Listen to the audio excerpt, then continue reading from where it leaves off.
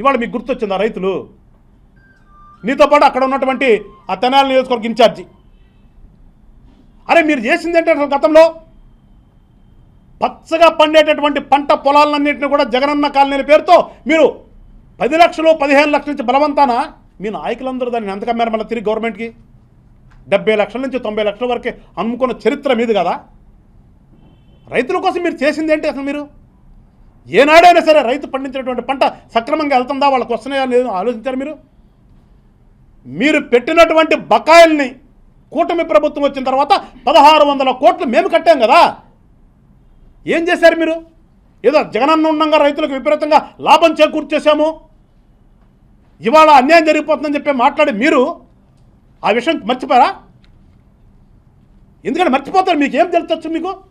మీకు గతంలో ఊరిలో ప్రభుత్వంలో ఉన్నాము, అధికారంలో ఉన్నామనే కానీ అంతకు మించి మీరు అసలు ఏమి జరిగింది, ఏమి చేశామనేది మీకు ఎవరికైనా తెలుసా?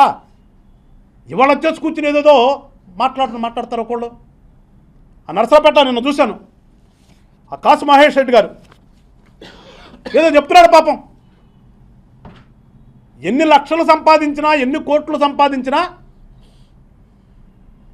మనిషి తినాల్సిందే లవణం అన్నమే కదా అంట. మంచిగా చెప్పాడు పాపం. లవణం అన్నమే తినాలి, ఎన్ని లక్షల కోట్లు సంపాదించుకుని ఏం చేస్తారు అని. కాసుమహేష్ రెడ్డి గారు ఎవరు చెప్పాలి ఆ విషయం?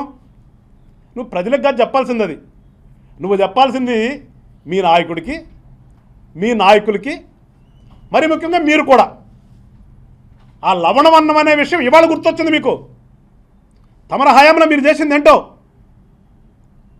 దాచపల్లిలో ఒకరోజు, పిడుగురాళ్ళలో ఒకరోజు మీరు వసూలు చేసుకుంటాకొచ్చి కాగితాలను లెక్కేసుకునే టైము లేక కేజీల చొప్పున డబ్బులను కూడా తూకం వేసుకెళ్ళినటువంటి విషయం మర్చిపోయావా మహేష్ రెడ్డి గారు?